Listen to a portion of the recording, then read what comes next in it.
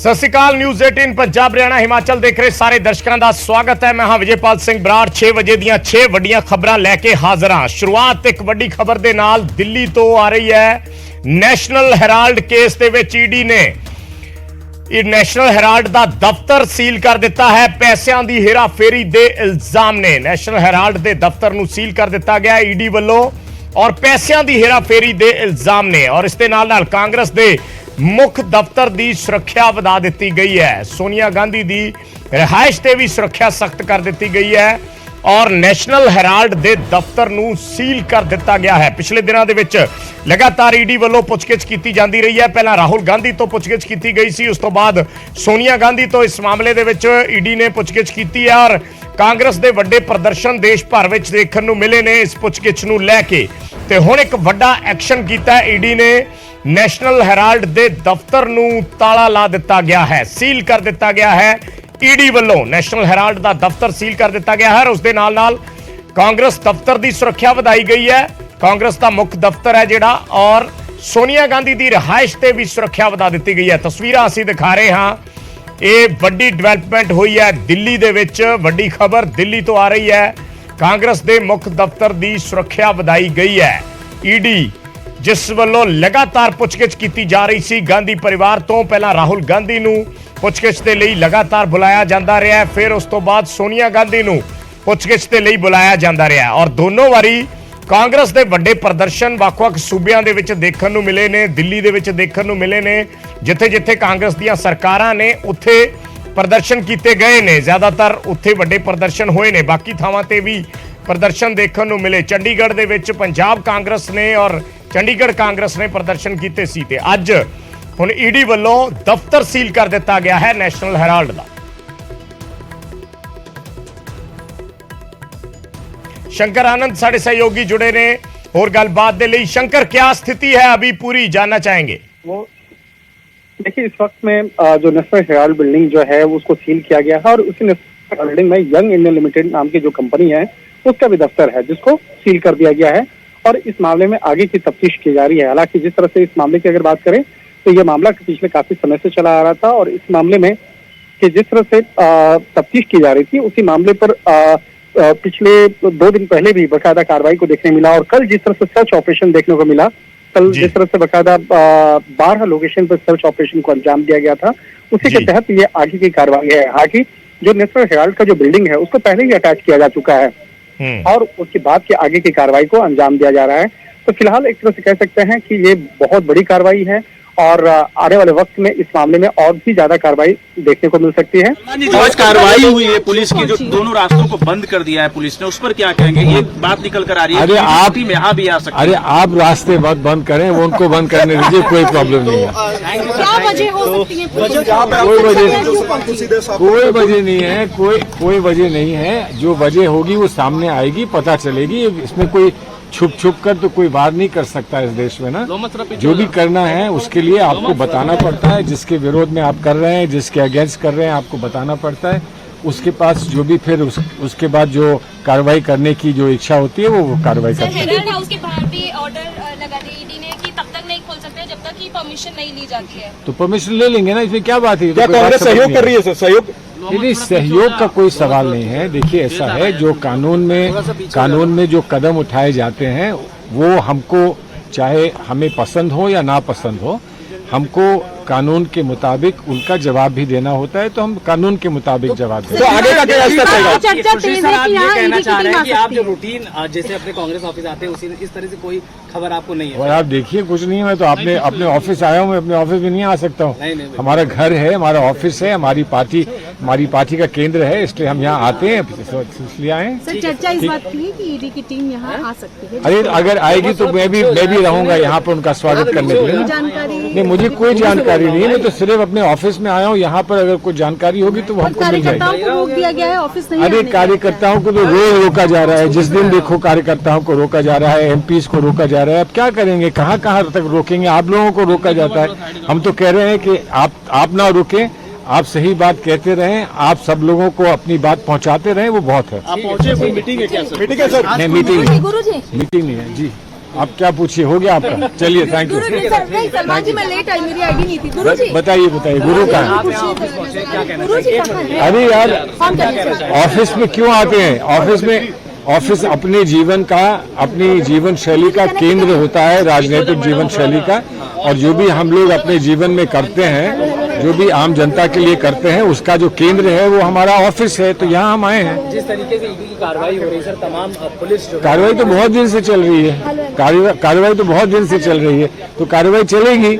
हमको जो करना है वो हम करेंगे। अभी आज ही कोई स्पेसिफिक खबर है सर? मुझे कोई सूचना नहीं है, मुझे कुछ खबर नहीं है, मुझे कोई जानकारी नहीं है। लेकिन मैं ऑफिस में अगर किसी को होगी तो वो मुझे भी मिल जाएगी। कांग्रेस के और भी आला जो सीनियर नेता हैं वो सर आएंगे? मैंने किसी से बात नहीं करी, मैं तो खुद कोर्ट से वापस आया, वहां से आके, क्योंकि ऑफिस में आना था इसलिए मैं यहाँ आ गया। हेराल्ड मामले में क्या कहना चाहेंगे? जिस तरह से हेराल्ड मामले में हमने बड़ा स्पष्ट कह दिया है कि मनी लॉन्ड्रिंग का जो मुकदमा होता है, मनी लॉन्ड्रिंग की जो इन्वेस्टिगेशन होती है, वो सरासर उसमें कोई जान नहीं है, इसलिए कि मनी ही नहीं है। जब मनी इन्वॉल्व नहीं है तो फिर लॉन्ड्रिंग कहाँ से होगी, बताइए? Thank you. सलमान जी कांग्रेस के वरिष्ठ नेता हैं, मुख्यालय के बाहर फिर से पूरी। ਤਾਂ ਸਲਮਾਨ ਖੁਰਸ਼ੀਦ ਕਾਂਗਰਸ ਦੇ ਸੀਨੀਅਰ ਆਗੂ ਨੇ, ਉਹਨਾਂ ਨੇ ਇਸ ਨੂੰ ਇੱਕ ਰੂਟੀਨ ਦੀ ਕਾਰਵਾਈ ਦੱਸਿਆ ਹੈ। ਉਹਨਾਂ ਨੇ ਕਿਹਾ ਕਿ ਜੇ ਈਡੀ ਕਾਂਗਰਸ ਦਫ਼ਤਰ ਵੀ ਆਏਗੀ ਤਾਂ ਉਹਨਾਂ ਨੂੰ ਕੋਈ ਇਤਰਾਜ਼ ਨਹੀਂ ਹੈ, ਉਹ ਆਪਣੀ ਕਾਰਵਾਈ ਕਰੇ ਔਰ ਅਸੀਂ ਆਪਣਾ ਕੰਮ ਕਰ ਰਹੇ ਹਾਂ। ਸੋ ਇਸ ਨੂੰ ਉਹਨਾਂ ਨੇ ਕਿਹਾ ਕਿ ਈਡੀ ਦੀ ਕਾਰਵਾਈ ਲਗਾਤਾਰ ਜਾਰੀ ਹੈ ਔਰ ਇੰਨੇ ਦਿਨਾਂ ਤੋਂ ਜਾਰੀ ਹੈ। ਅਸੀਂ ਆਪਣੇ ਤਰੀਕੇ ਨਾਲ ਉਹਨਾਂ ਦੇ ਨਾਲ ਸਹਿਯੋਗ ਕਰ ਰਹੇ ਹਾਂ। ਔਰ ਨਾਲ ਦੀ ਨਾਲ ਉਹਨਾਂ ਨੇ ਇਹ ਵੀ ਕਿਹਾ ਕਿ ਮਨੀ ਲਾਂਡਰਿੰਗ ਦਾ ਜੋ ਮਾਮਲਾ ਦੱਸਿਆ ਜਾ ਰਿਹਾ ਹੈ ਜਾਂ ਮਨੀ ਲਾਂਡਰਿੰਗ ਦੀ ਜੋ ਗੱਲ ਕੀਤੀ ਜਾ ਰਹੀ ਹੈ ਉਸ ਦੇ ਵਿੱਚ ਪੈਸਾ ਇਨਵੋਲਵ ਹੀ ਨਹੀਂ ਹੈ ਤਾਂ ਫਿਰ ਲਾਂਡਰਿੰਗ ਕਿੱਥੋਂ ਹੋਏਗੀ। ਸੋ ਇਹ ਗੱਲ ਕਾਂਗਰਸ ਦੇ ਸੀਨੀਅਰ ਆਗੂ ਸਲਮਾਨ ਖੁਰਸ਼ੀਦ ਵੱਲੋਂ ਕਹੀ ਗਈ ਹੈ। ਉਧਰ ਸੁਰੱਖਿਆ ਵਧਾਈ ਗਈ ਹੈ, ਸਿਕਿਉਰਿਟੀ ਵਧਾਈ ਗਈ ਹੈ। ਕਾਂਗਰਸ ਆਫਿਸ ਦੇ ਵਿੱਚ ਜਿਹੜੇ ਵਰਕਰ ਨੇ ਉਹਨਾਂ ਨੂੰ ਜਾਣ ਤੋਂ ਰੋਕਿਆ ਗਿਆ ਹੈ ਔਰ ਦੂਸਰੇ ਪਾਸੇ ਸੋਨੀਆ ਗਾਂਧੀ ਦੇ ਘਰ ਦੀ ਵੀ ਸੁਰੱਖਿਆ ਵਧਾ ਦਿੱਤੀ ਗਈ ਹੈ।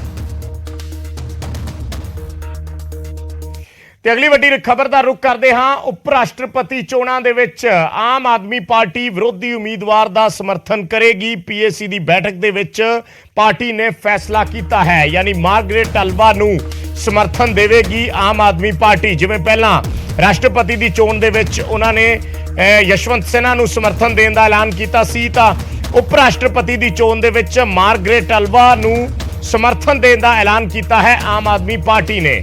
एनडीए ਵੱਲੋਂ ਜਗਦੀਪ ਧਨਖੜ ਉਮੀਦਵਾਰ ਨੇ ਔਰ ਵਿਰੋਧੀ ਧਿਰਾਂ ਵੱਲੋਂ ਮਾਰਗਰੇਟ ਅਲਵਾ ਨੂੰ ਉਮੀਦਵਾਰ ਬਣਾਇਆ ਗਿਆ ਹੈ। ਤੇ ਆਮ ਆਦਮੀ ਪਾਰਟੀ ਨੇ ਫੈਸਲਾ ਲਿਆ ਕਿ ਉਹ ਉਪ ਰਾਸ਼ਟਰਪਤੀ ਚੋਣਾਂ ਦੇ ਵਿੱਚ ਮਾਰਗਰੇਟ ਅਲਵਾ ਦੀ ਹਮਾਇਤ ਕਰਨਗੇ, ਉਹਨਾਂ ਦਾ ਸਮਰਥਨ ਕਰਨਗੇ। ਇਹ ਫੈਸਲਾ ਲਿਆ ਗਿਆ ਹੈ ਆਮ ਆਦਮੀ ਪਾਰਟੀ ਵੱਲੋਂ। 6 ਅਗਸਤ ਨੂੰ VOTING ਤੇ ਕਾਊਂਟਿੰਗ ਹੋਣੀ ਹੈ ਉਪ ਰਾਸ਼ਟਰਪਤੀ ਦੇ ਅਹੁਦੇ ਦੇ ਲਈ। ਸੋ ਮਾਰਗਰੇਟ ਅਲਵਾ ਨੂੰ ਸਮਰਥਨ ਦਿੱਤਾ ਜਾਏਗਾ ਆਮ ਆਦਮੀ ਪਾਰਟੀ ਵੱਲੋਂ। ਪੀਏਸੀ ਦੀ ਬੈਠਕ ਹੋਈ ਔਰ ਇਸ ਬੈਠਕ ਦੇ ਵਿੱਚ ਪਾਰਟੀ ਨੇ ਫੈਸਲਾ ਕੀਤਾ ਹੈ। ਇਹ ਫੈਸਲਾ ਲਿਆ ਗਿਆ ਹੈ ਕਿ ਮਾਰਗਰੇਟ ਅਲਵਾ ਦੇ ਸਮਰਥਨ ਦੇ ਵਿੱਚ ਪਾਰਟੀ ਜਾਏਗੀ, ਯਾਨੀ ਉਪ ਰਾਸ਼ਟਰਪਤੀ ਦੀ ਚੋਣ ਦੇ ਵਿੱਚ ਆਮ ਆਦਮੀ ਪਾਰਟੀ ਮਾਰਗਰੇਟ ਅਲਵਾ ਨੂੰ ਵੋਟ करेगी। पॉलिटिकल अफेयर्स कमेटी की मीटिंग हुई और जिसमें विस्तार से उपराष्ट्रपति के चुनाव में आम आदमी पार्टी किसको समर्थन करेगी इस विषय के ऊपर चर्चा हुई। श्री अरविंद केजरीवाल जी ने और पीएसी के सदस्यों ने एक मत से तय किया है कि हम लोग उपराष्ट्रपति के चुनाव में श्रीमती मार्गरेट अल्वा जी का समर्थन करेंगे, जो विपक्ष की उम्मीदवार हैं।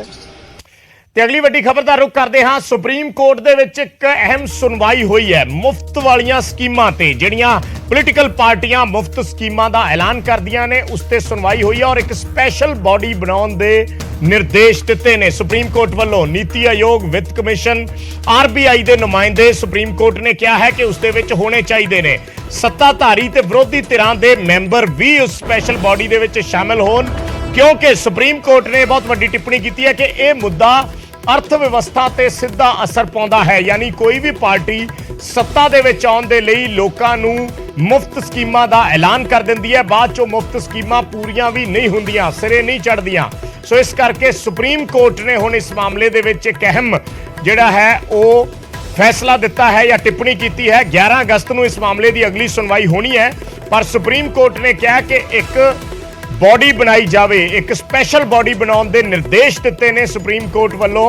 उस दे विच नीति आयोग, वित्त कमिशन और RBI के नुमाइंदे शामिल करने के लिए किया गया है। इस दे नाल सत्ताधारी ते विरोधी धिरां दे मैंबर भी इस बॉडी दे विच शामिल होण। सुप्रीम कोर्ट ने सीधा सीधा कहा कि यह मुद्दा अर्थव्यवस्था ते सीधा सीधा असर पाउंदा है। देश की अर्थव्यवस्था ते, सूबियां की अर्थव्यवस्था ते सीधा सीधा असर पैंदा है, क्योंकि कई बार इन्ने वड्डे मुफ्त वाले स्कीमां दे वादे कर दिते जांदे ने कि बाद दे विच उन्हां नूं पूरा करन दे लई पूरा स्टेट की जिहड़ी अर्थव्यवस्था है वो हिल जाती है। पर पार्टियां सत्ता दे विच आउण लई अजिहा करदियां ने, बहुत वारी वो वादे ही रह जाते हैं, उन्हां नूं पूरा भी नहीं किया जाता। सो सुप्रीम कोर्ट इस मामले ते सुनवाई कर रहा है।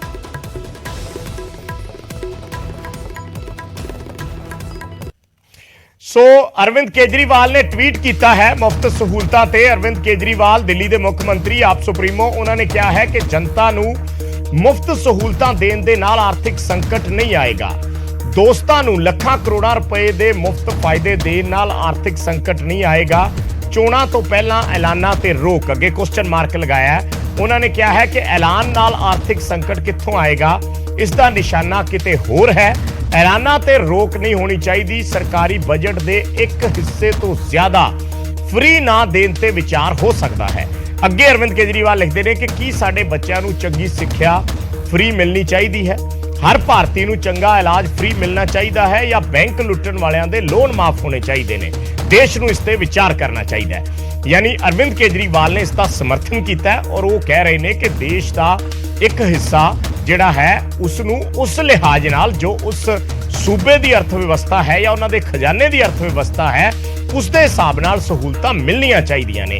ये गल अरविंद केजरीवाल कह रहे हैं और नाल दी नाल जिक्र उन्होंने चोणां दा भी कीता है, क्योंकि अगे हिमाचल के इलैक्शन आ रहे हैं, उस तो बाद उसके नाल गुजरात के इलैक्शन आ रहे हैं, होर कई सूबियां दे विच चोणां होणीआं ने जिथे आम आदमी पार्टी जोर शोर नाल हुणे तो लगी हुई है। और पंजाब दे विच भी आम आदमी पार्टी वालों वादे किए गए, एक एक करके उन्हां ते अमल करना भी शुरू किया गया है। हालांकि उसते भी बहुत सारे सवाल ने, पर एक बार फिर दस दिंदे अरविंद केजरीवाल ने की लिखा है कि जनता नूं मुफ्त सहूलतां देण नाल आर्थिक संकट नहीं आएगा।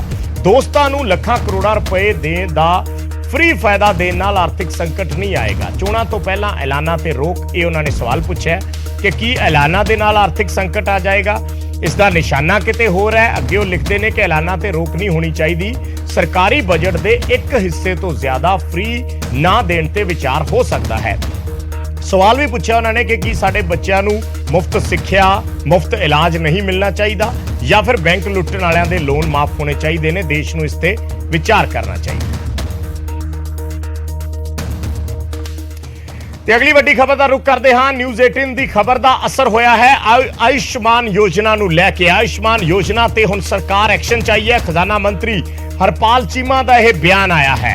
दरअसल न्यूज़ 18 ने खबर दिखाई सी कि PGI ने इलाज बंद कर दिता है आयुष्मान योजना के तहत, क्योंकि सरकार पैसे नहीं दे रही। तो हुण उन्होंने कहा है कि PGI नूं आयुष्मान योजना के पैसे भेज दिते गए ने ते कल तो इलाज फिर शुरू हो जाएगा। यानी जो ये खबर आईयां सामने तो हुण सरकार एक्शन चाहिए और हुण खजाना मंत्री का यह बयान आया कि PGI नूं पैसे रिलीज कर दिते गए ने, राशि जारी कर दी गई है। और नाल दी नाल उन्होंने कहा कि बाकी सरकारी अस्पतालों नूं भी अदायगी कर दी गई है। कल तो फिर मुफ्त इलाज है जिहड़ा आयुष्मान स्कीम के तहत तो शुरू हो जाएगा। पैसे ना मिलन करके दस दिए कि इन्हां हस्पतालों ने इलाज रोक दिता सी। पंजाब दे भी बहुत सारे ऐसे हस्पताल ने जिन्हां वल्लों इलाज रोकिया गया सी या जिहड़े आनाकानी करते सी, क्योंकि उन्हां नूं लगदा कि सरकार पैसे नहीं दिंदी, इस करके उन्हां मरीजां नूं आने बहाने टाल दिता जांदा। और PGI ने तो बंद ही कर दिता सी आयुष्मान योजना के तहत, क्योंकि सरकार वाल उन्हां दा वड्डा बकाया इकट्ठा हो गया सी। उस तो बाद हुण हरपाल चीमा पंजाब के खजाना मंत्री ने उन्होंने बयान दिता है कि पैसे रिलीज कर दिते गए ने, कल तो इलाज फिर शुरू हो जाएगा। जिन्ने भी बकाए पंजाब सरकार वाल पेंडिंग, चाहे सरकारी हॉस्पिटल दे सी चाहे सरकारी दे सीगे, उन्हां विचों जिहड़े सरकारी हॉस्पिटल दे सीगे वो सारे जारी कर दिते गए ने। कि जिहड़े प्राइवेट की गल आ गई उन्हां विचों कई जगह ते जिहड़ियां थोड़ियां बहुतियां बहुत सारियां कंप्लेंट आ रही सी, उन्हां दी जिहड़ी जांच भी हो रही है। और दूजे पासे ये स्कीम सी जिहड़ी ये पुरानी सरकार कांग्रेस पार्टी की सरकार ने 29 ਦਸੰਬਰ 2021 ਨੂੰ ਉਸ ਸਮੇਂ ਜਿਹੜਾ ਕਗਾਰ ਇੰਸ਼ੋਰੈਂਸ ਕੰਪਨੀ ਦੇ ਨਾਲ ਹੋਇਆ ਸੀ, ਜਿਹੜਾ ਸਮਝੌਤਾ ਇੰਸ਼ੋਰੈਂਸ ਕੰਪਨੀ ਦੇ ਨਾਲ ਹੋਇਆ ਸੀਗਾ, ਉਹ ਰੱਦ ਕੀਤਾ ਸੀਗਾ ਔਰ ਉਸ ਤੋਂ ਬਾਅਦ ਟਰਸਟ ਮੋਡ ਤੇ ਚੱਲ ਰਹੀ ਆ। ਅਸੀਂ ਲਗਾਤਾਰ ਪੈਸੇ ਦੇ ਰਹੇ ਹਾਂ, ਜਿੱਥੇ ਵੀ ਕਿਤੇ ਪੈਸੇ ਰਹਿ ਗਏ ਉਹ ਜਾਰੀ ਹੋ ਰਹੇ ਨੇਗੇ। ਤੇ ਹੁਣ ਇੱਕ ਵੱਡੇ ਖੁਲਾਸੇ ਦਾ ਜ਼ਿਕਰ ਕਰਦੇ ਹਾਂ। ਨਿਊਜ਼ 18 ਤੇ ਇੱਕ ਵੱਡਾ ਖੁਲਾਸਾ ਅੱਜ ਕੀਤਾ ਗਿਆ ਹੈ। 43 ਸਾਲ ਪੁਰਾਣੇ ਗੋਲੀकांड ਦਾ ਸੱਚ ਜਾਣਨ ਦੀ ਅਸੀਂ ਕੋਸ਼ਿਸ਼ ਕੀਤੀ ਹੈ। 43 ਸਾਲ ਪਹਿਲਾਂ ਇੱਕ ਐਨਕਾਊਂਟਰ ਹੋਇਆ ਸੀ, ਇੱਕ ਗੋਲੀकांड ਵਾਪਰਿਆ ਸੀ, ਉਸ ਦਾ ਸੱਚ। ਗੋਲੀकांड ਦੇ ਗਵਾਹ ਨਿਹੰਗ ਸਿੰਘ ਖੁਦ ਨਿਊਜ਼ 18 ਤੇ ਆਏ ਨੇ ਤੇ ਉਸਦੇ ਰਾਜ ਖੋਲੇ ਨੇ। ਨਿਹੰਗ ਸਿੰਘ ਮੱਗਰ ਸਿੰਘ, ਉਸਨੇ ਕਿਹਾ ਹੈ ਕਿ ਅਸੀਂ 8 ਨਿਹੰਗਾਂ ਨੇ ਸਰੈਂਡਰ ਕੀਤਾ ਸੀ। ਅਸੀਂ ਸਾਰੇ ਜਿਹੜੇ ਉੱਥੇ 8 ਨਿਹੰਗ ਸੀ ਉਹਨਾਂ ਨੇ ਸਰੈਂਡਰ ਕਰ ਦਿੱਤਾ ਸੀ, ਆਤਮ ਸਮਰਪਣ ਕਰ ਦਿੱਤਾ ਸੀ, ਪਰ ਉਸ ਤੋਂ ਬਾਅਦ ਵੀ 4 ਨੂੰ ਪੁਲਿਸ ਨੇ ਗੋਲੀ ਮਾਰ ਦਿੱਤੀ ਸੀ ਔਰ ਮ੍ਰਿਤਕਾਂ ਦੀਆਂ ਲਾਸ਼ਾਂ ਤੱਕ ਪਰਿਵਾਰ ਨੂੰ ਨਹੀਂ ਦਿੱਤੀਆਂ ਗਈਆਂ ਸੀ। ਇਹ ਰਾਜ ਖੋਲੇ ਨੇ ਉਸ ਐਨਕਾਊਂਟਰ ਦੇ ਗਵਾਹ ਨਿਹੰਗ ਸਿੰਘ ਮੱਗਰ ਸਿੰਘ ਨੇ, ਜੋ ਐਨਕਾਊਂਟਰ ਉਸ ਵੇਲੇ ਹੋਇਆ ਸੀ ਜਦੋਂ ਸਿਮਰਨਜੀਤ ਸਿੰਘ ਮਾਨ ਐਸਐਸਪੀ ਸੀ। ਪਿਛਲੇ ਦਿਨੀ ਉਸ ਦੀ ਚਰਚਾ ਵੀ ਬਹੁਤ ਹੋਈ ਹੈ ਔਰ ਉਸ ਐਨਕਾਊਂਟਰ ਦੇ ਵਿੱਚ ਮੱਗਰ ਸਿੰਘ ਜਿਸਨੇ ਸਰੈਂਡਰ ਕੀਤਾ ਸੀ, ਉਸਨੇ ਇਹ ਖੁਲਾਸਾ ਕੀਤਾ ਹੈ ਕਿ ਅਸੀਂ 8 ਜਾਣੇ ਸੀ ਉਸ ਵੇਲੇ, 8 ਨੇ ਸਰੈਂਡਰ ਕਰ ਦਿੱਤਾ ਸੀ, ਜਿਸ ਚੋਂ 4 ਨੂੰ ਪੁਲਿਸ ਨੇ ਐਨਕਾਊਂਟਰ 'ਚ ਮਾਰ ਦਿੱਤਾ ਸੀ।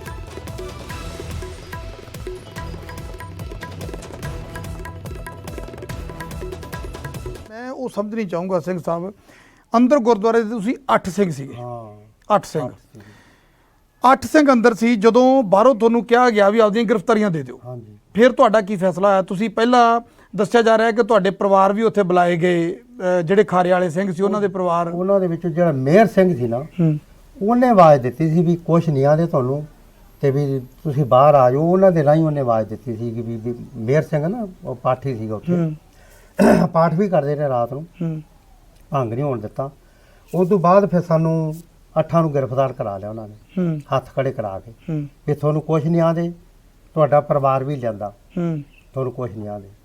ਉਹ ਇਸੇ ਪਲੀਚੀ ਦੇ ਵਿੱਚ ਉਹਨਾਂ ਨੇ ਸਾਨੂੰ ਬਾਹਰ ਕੱਢ ਲਿਆ। ਅਸੀਂ ਹੱਥ ਖੜੇ ਕਰਕੇ ਬਾਹਰ ਆ ਗਏ ਹਾਂ।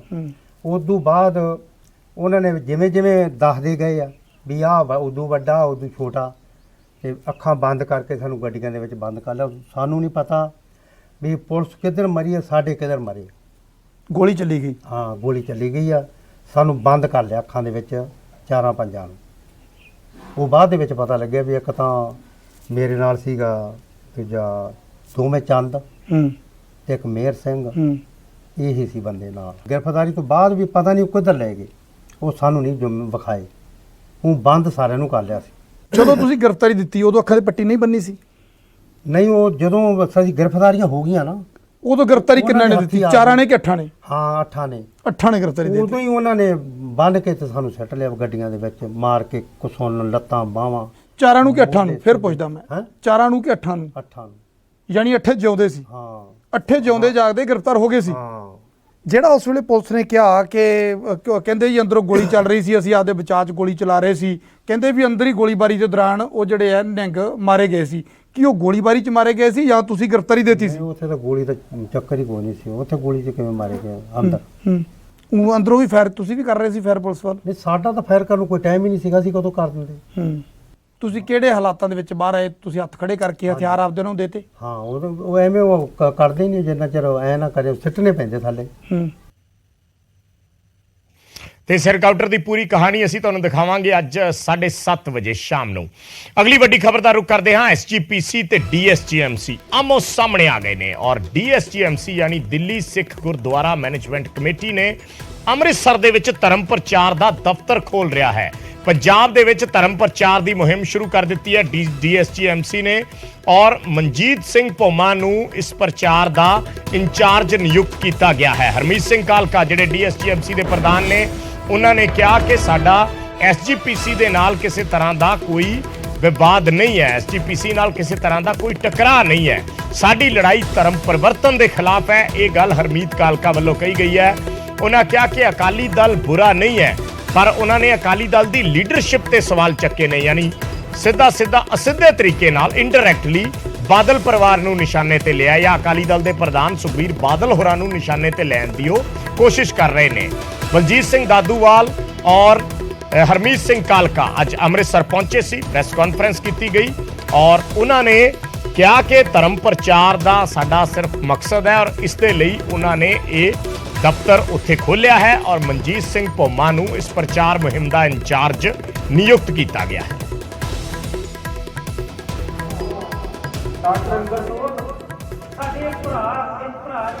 ਕਿ ਜਿਹੜੀ ਰਾਜਨੀਤਿਕ ਪਾਰਟੀ ਜਿਹਦੀ ਜ਼ਿੰਮੇਵਾਰੀ ਹੈ ਕਿ ਸ਼੍ਰੋਮਣੀ ਕਮੇਟੀ ਨੂੰ ਵੀ ਚਲਾਉਣ ਦੀ, ਉਹਦੀ ਮਜਬੂਰੀ ਬਣ ਚੁੱਕੀ ਹੈ ਕਿ ਜਿਸ ਵਕਤ ਉਹ ਇਲੈਕਸ਼ਨਾਂ ਦੇ ਵਿੱਚ ਵੋਟਾਂ ਲੈਣ ਜਾਂਦੇ ਆ, ਸ਼੍ਰੋਮਣੀ ਅਕਾਲੀ ਦਲ ਦਾ ਪ੍ਰਧਾਨ, ਸ਼੍ਰੋਮਣੀ ਕਮੇਟੀ ਦਾ ਸਾਬਕਾ ਪ੍ਰਧਾਨ ਉਹਨਾਂ ਦੀਆਂ ਸਟੇਜਾਂ ਤੇ ਜਾ ਕੇ ਕ੍ਰਿਸਚਨ ਦੇ ਜਕਾਰੇ ਲਾਉਂਦੇ ਆ, ਹਾਇਲੂਲਾ ਦਾ ਕੀ ਨਾਮ ਬੋਲਦੇ ਨੇ ਉਹ, ਜੋ ਵੀ ਹਾਇਲੂਲਾ, ਜੋ ਵੀ ਉਹ ਜਕਾਰੇ ਉਹਨਾਂ ਦੇ ਲਾਉਂਦੇ ਆ।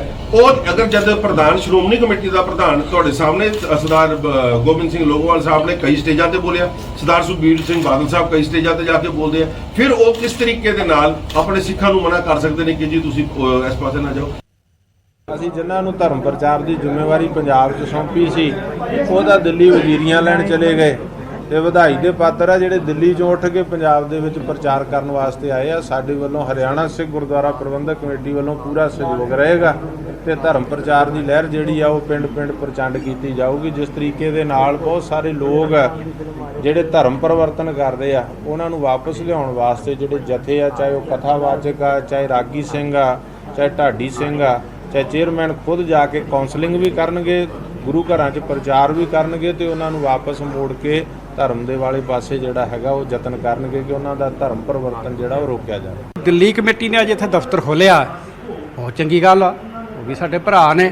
ਸਿੱਖੀ ਦਾ ਪ੍ਰਚਾਰ ਜਿਹੜਾ ਕੋਈ ਵੀ ਕਰ ਸਕਦਾ ਔਰ ਇਸ ਵੇਲੇ ਸਿੱਖੀ ਪ੍ਰਚਾਰ ਦੀ ਲੋੜ ਵੀ ਬਹੁਤ ਵੱਡੀ ਹੈ ਕਿਉਂਕਿ ਕਈ ਲੋਕ ਈਸਾਈ ਬਣ ਰਹੇ ਆ, ਪਦਾਰਥਵਾਦੀ ਯੁੱਗ ਹੈ ਤੇ ਇਹਦੇ ਵਿੱਚ ਛੋਟੇ-ਛੋਟੇ ਲਾਲਚਾਂ 'ਚ ਪੈ ਕੇ ਕਈ ਸਕੂਲਾਂ ਦੀਆਂ ਫੀਸਾਂ ਦੇ ਮਾਫ ਦੇ ਲਾਲਚ 'ਚ ਪੈ ਕੇ, ਕੋਈ ਦਵਾਈਆਂ ਦੇ ਲਾਲਚ 'ਚ ਪੈ ਕੇ ਜਾਂ ਕੋਈ ਹੋਰ ਲੋਕ ਜਿਹੜੇ ਆ ਥੋੜ੍ਹੇ ਜਿਹੇ ਲੋਕ, ਬਹੁਤੇ ਤਾਂ ਨਹੀਂ ਮੈਂ ਕਹਿ ਸਕਦਾ ਕਿਉਂਕਿ ਲਾਲਚੀ ਲੋਕ ਥੋੜ੍ਹੇ ਹੀ ਆ, ਉਹ ਕਈ ਲੋਕ ਈਸਾਈ ਜਿਹੜੇ ਆ ਉਹ ਬਣ ਰਹੇ ਆ। ਸੋ ਉਹ ਬੜਾ ਚਿੰਤਾ ਦਾ ਵਿਸ਼ਾ ਹੈ। ਉਹਦੇ ਵਾਸਤੇ ਸ਼੍ਰੋਮਣੀ ਗੁਰਦੁਆਰਾ ਪ੍ਰਬੰਧਕ ਕਮੇਟੀ ਨੇ ਵੀ ਬਹੁਤ ਵੱਡਾ ਪ੍ਰਚਾਰ ਜਿਹੜਾ ਉਹ ਕਰ ਰਹੀ ਆ।